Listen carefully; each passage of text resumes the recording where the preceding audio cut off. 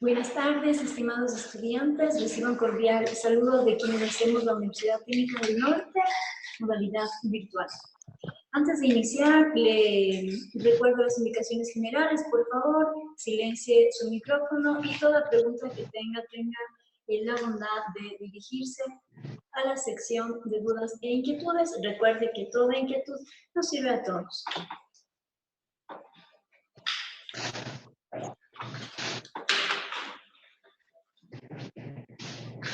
La agenda del día de hoy, estimados estudiantes, es el paradigma de la identidad. Vamos a comprender que la identidad, las mujeres en la historia del Ecuador, vamos a referirnos a tres valiosas mujeres que nos dejaron grandes legados. El Ecuador, un país plurinacional, vamos a comprender por qué somos plurinacionales.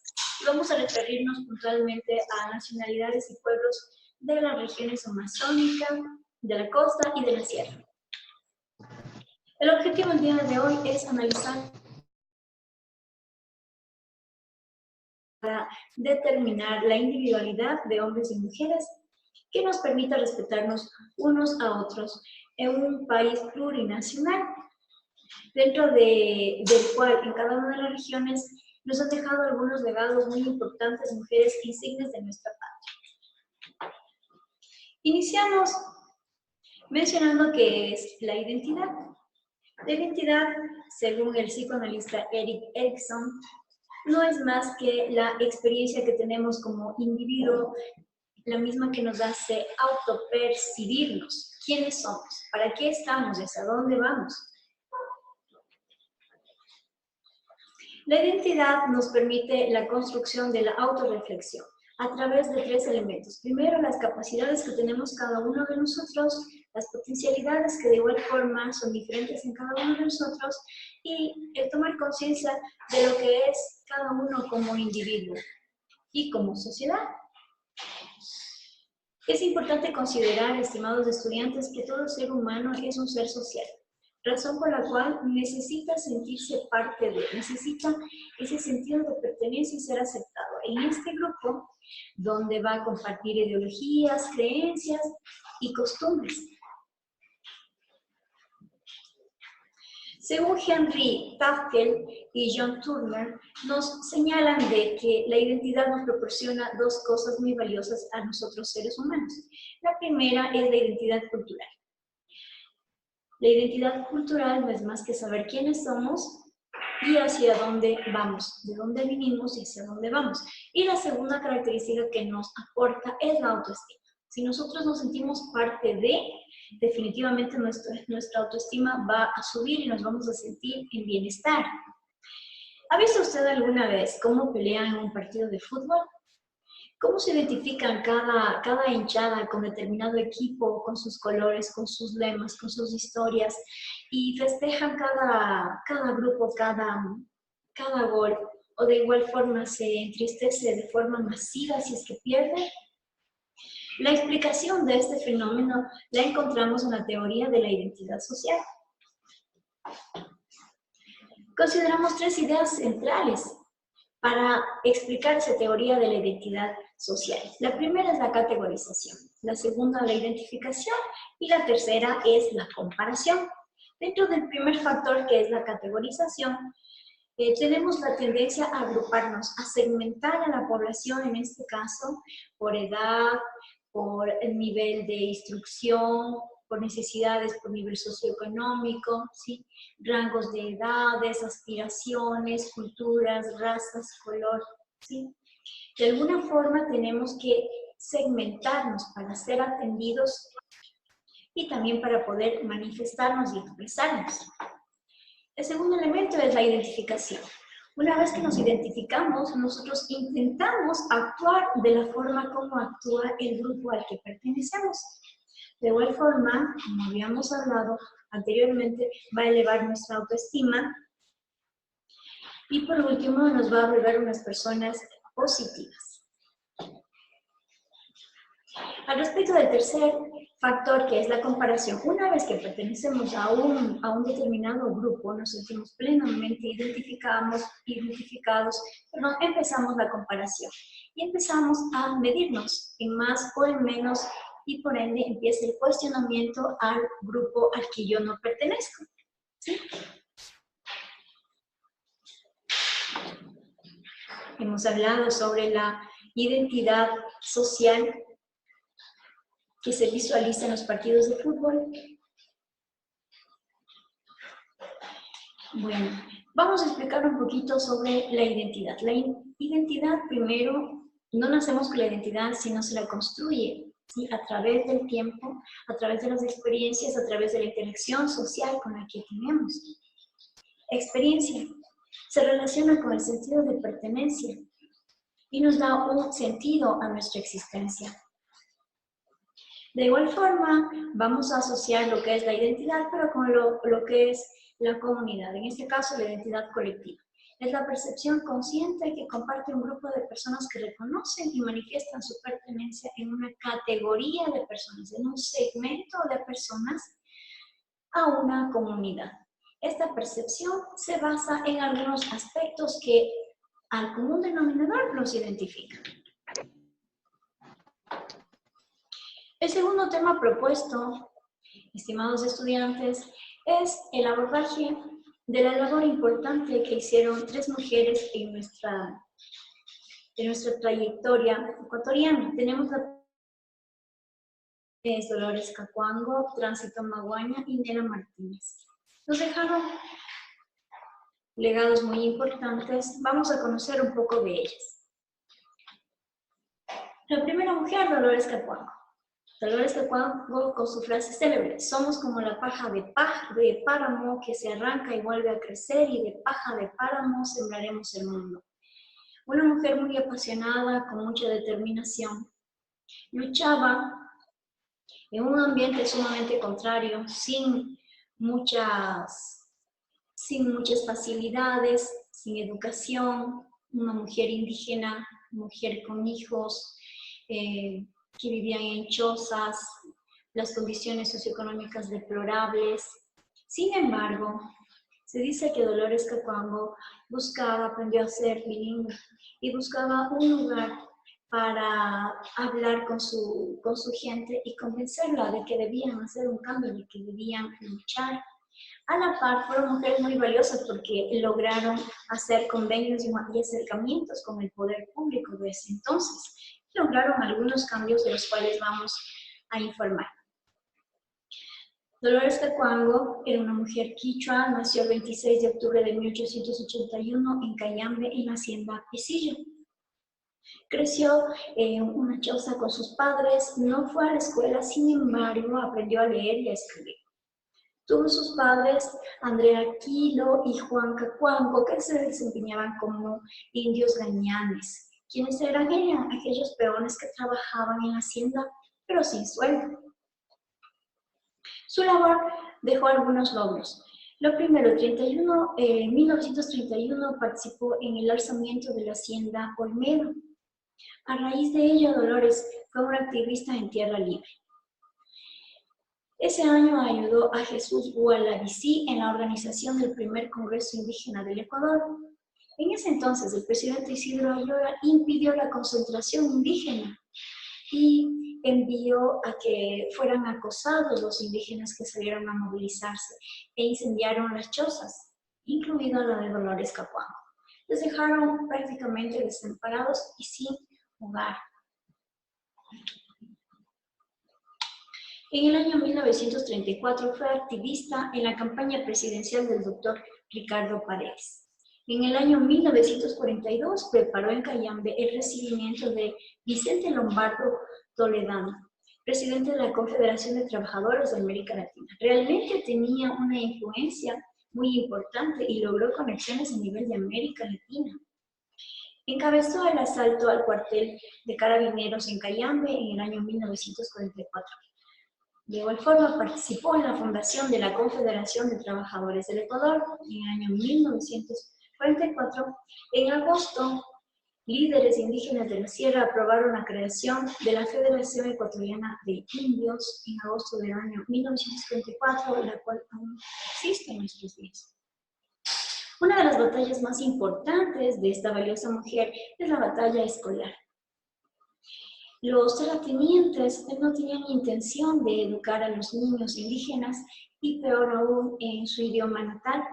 ¿Sí? Entonces fue la bandera de Dolores Cacuango. Ella quiso dejar ese legado a los niños indígenas para que sean educados en su lengua nativa. Y en el año 1945 ella funda la primera escuela bilingüe en quichua y español. La primera escuela fue levantada en los terrenos del sindicato Tierra Libre. De igual forma, el ejército allanó locales argumentando que eran focos de insurgencia comunista y que se levantaban a nivel de Latinoamérica los movimientos comunistas. Obviamente tenía algún tipo de relación con personas con este pensamiento, era evidente. En el año 1963, por presión que ejercieron los terratenientes a los gobiernos, prácticamente se cerró estas escuelas y se prohibió el quichua en el año 1963. Aquí le quiero aportar un dato importante. En el año 1988 se vuelve a hacer el reconocimiento de todas las culturas existentes en nuestro país y se reabre una vez más lo que es la educación intercultural bilingüe. Desde el año 1988 hasta el día de hoy, nosotros gozamos de ese derecho en nuestro país para nuestros pueblos indígenas. Dolores Cacuango definitivamente tuvo sus años muy penosos. Falleció en el año 1971, estuvo enferma, perdió la fuerza en sus piernas, dejó de visitar a sus comunidades. Sin embargo, a la par existe una diferencia de 28 años con la segunda mujer que vamos a hablar, que es Tránsito Amaguaña. Ellas participaron realmente en algunas luchas juntas. Sin embargo, cuando ya fallece Dolores, Tránsito Amaguaña, toma la batuta y empieza la continuidad de esta lucha.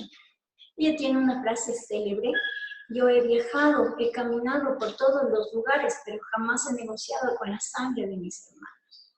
Tenía un sentido de pertenencia y un amor a su tierra y a su gente, lo que le impulsaba a buscar cambios para ellos. Nació el 10 de septiembre del año 1909 en la comunidad de Pesillo, en la parroquia de Olmedo, Cayambe. Luchó en los años 1920 y 1970. ¿Sí? Si recordamos, estos años fueron cruciales para nuestro país. Aquí tuvimos la revolución liberal, muchas luchas. ¿Sí? En este lapso también tuvimos la revolución juliana. ¿Sí? Y por último también estuvo en los primeros años de cuando había el boom de las dictaduras en Latinoamérica. Realmente pudo aportar mucho a nuestro país. Fallece finalmente el 10 de mayo del año 2009. Fue la mujer que lideró la primera huelga de trabajadores agrícolas en el año 1931. A través de esta huelga lograron el aumento salarial, la jornada de trabajo de 8 horas diarias, que hasta el día de hoy las mantenemos, la supresión de diezmos y los huasicamas, que eran las personas que trabajaban sin sueldo en quehaceres domésticos en las haciendas. De igual forma, funda los primeros sindicatos agrícolas en nuestro país, como es el INCA, Tierra Libre, Pan y Tierra. Dentro de los principales logros que nos deja, tenemos la aprobación del Código de Trabajo de 1936, que hasta el día de hoy rige la labor de los trabajadores en el sector privado. También tenemos la aprobación de la Ley de Comunas en el año 1937, de la cual se derivan otras leyes importantes que pretende distribuir los recursos estratégicos de forma equitativa, como es la Ley de Aguas, la Ley de Tierras. De igual forma se establece la defensa de la propiedad de las tierras comunales. Organizó las escuelas bilingües junto a Dolores Cacuango, apoyó la fundación de la Federación Ecuatoriana de Trabajadores Agrícolas en el litoral y fue representante internacional de los indígenas de Ecuador durante los congresos celebrados en la URSS y Cuba. Miro cómo se movilizaban estas valiosas mujeres en ese entonces. De igual forma, su labor tuvo muchos reconocimientos. Obtuvo el reconocimiento oficial de las organizaciones indígenas campesinas, y de la Federación de Indígenas en el año 1944. Fue galardonada con el premio Manuel Espejo que emitía el municipio de Quito en ese entonces para las mujeres valiosas que habían aportado al país. En el año 1997 obtuvo el Premio Nacional de la Cultura Eugenio Espejo en el año 2003. Realmente, como usted puede ver, dejó cimentadas algunas leyes en las cuales nosotros aún estamos luchando y seguimos intentando buscar equidad social, ¿sí? Como el Código de Trabajo y como las reformas agrarias. La tercera mujer que vamos a explicar el día de hoy es Nela Martínez. Nela Martínez es una mujer comunista, es una mujer con un pensamiento de izquierda, es una mujer que prácticamente incursionó ya en la política. Ella nació el 24 de noviembre del año 1912 en la provincia del Cañar. Sus padres fueron César Martínez Borrero y Enriqueta Espinosa. Ella se convirtió en una política y en una escritora. Perteneció al Partido Comunista y fallece en La Habana, Cuba, en el año 2004. ¿Qué es lo que hizo Nela Martínez Espinosa? Primero, fue la primera mujer diputada en nuestro país. Tuvo la lucha anti-intervencionista y anti-imperialista frente al gobierno de los Estados Unidos. Tuvo una intervención muy pronunciada, muy importante. Ella participó prácticamente en la creación de organizaciones políticas y sociales en nuestro país.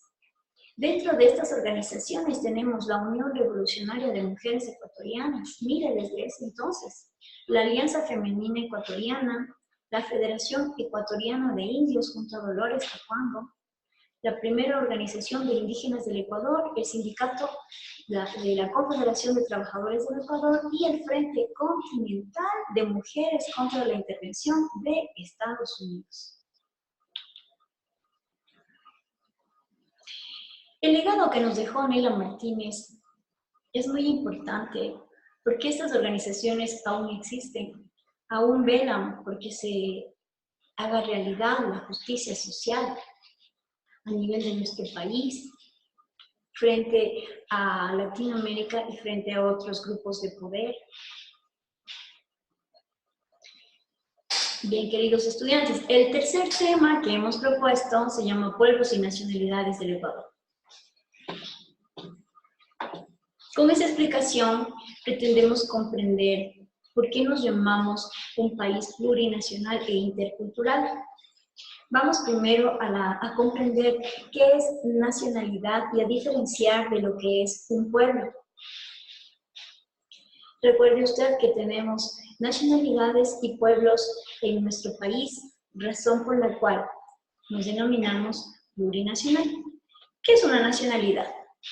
La nacionalidad, según el CODEMPE, se entiende al pueblo o conjunto de pueblos milenarios, anteriores y constitutivos del Estado ecuatoriano, que se autodefinen como tales, que tienen una común identidad histórica, que tienen un idioma cultural, que viven en un mismo territorio determinado mediante sus instituciones y formas tradicionales de organización social, económica, jurídica y política. ¿Qué son pueblos?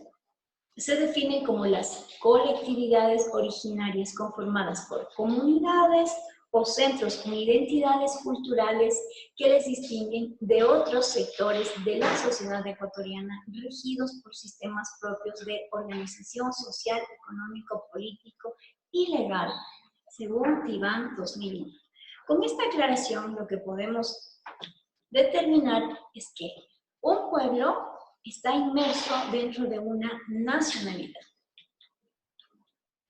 Siendo así, vamos a explicar un pueblo de cada región de nuestro país para nuestra mejor comprensión. Bien, en esta lámina, estimados estudiantes, puede apreciar todas las nacionalidades que tenemos en nuestro país distribuidas por las regiones costa, sierra y oriente.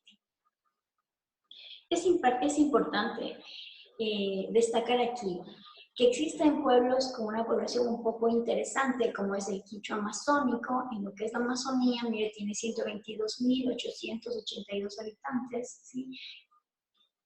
En el mismo lugar.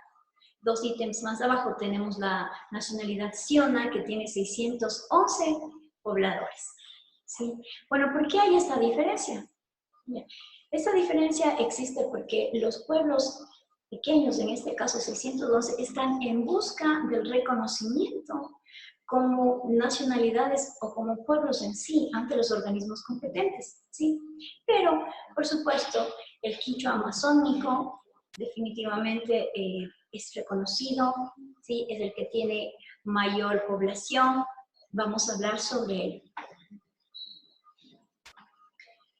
Habíamos comprendido que dentro de las nacionalidades podríamos apreciar los pueblos.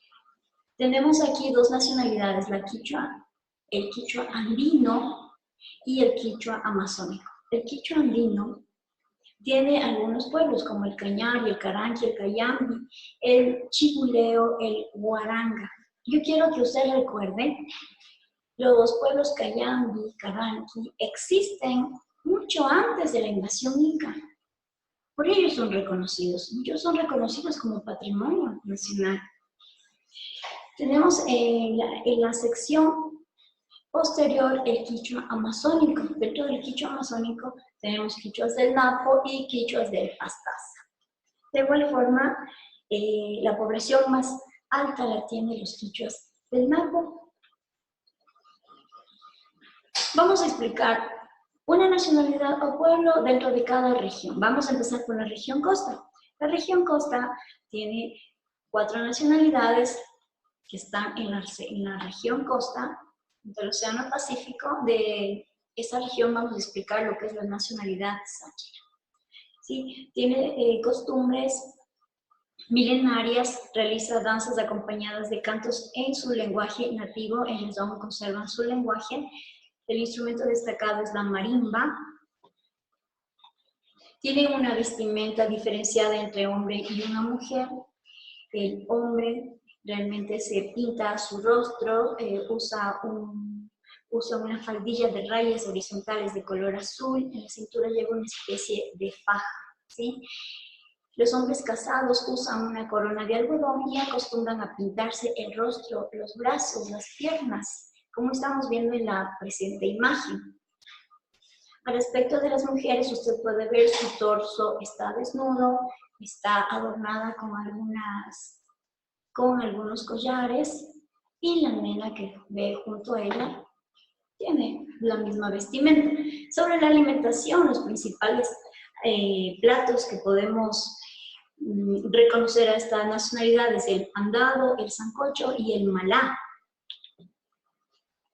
Su lengua es propia, es nativa, se llama Tzak Zapiki, que en la traducción significa verdadera palabra. La organización política o sociopolítica se reconoce a las comunas como la unión de las familias, ¿sí? Y dentro de la organización estructural está constituida por la Asamblea General, el Consejo de Gobernación, los cabildos y las comisiones comunales. En la región sierra tenemos el quichua andino, de igual forma tenemos un sinnúmero de pueblos, de los cuales vamos a explicar el pueblo Otavalo. El pueblo Otavalo, como usted conoce, tiene 3 principales fiestas o festejos, que es el Inti Raymi, el Tumarina y el Paucarraymi.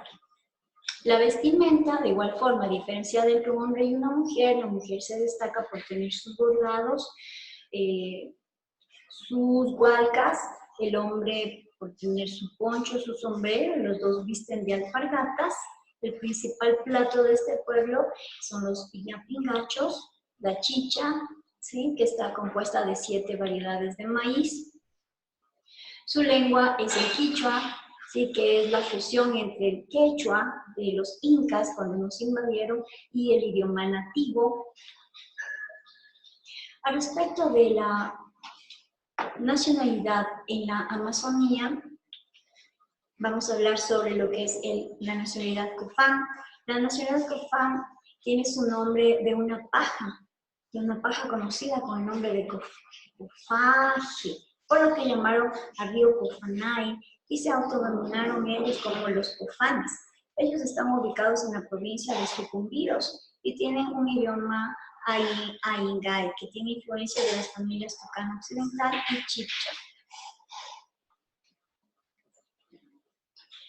Las costumbres y tradiciones.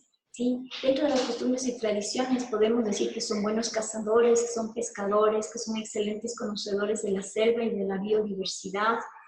Las mujeres se casan entre los 13 y 14 años, de lo contrario son consideradas como mujeres no buenas. Las fiestas de la Chonta se celebran en el mes de abril. Constituyen un pueblo ancestral de la Amazonía cuyo territorio se encuentra delimitado por los ríos Aguarico, San Miguel y Guamis.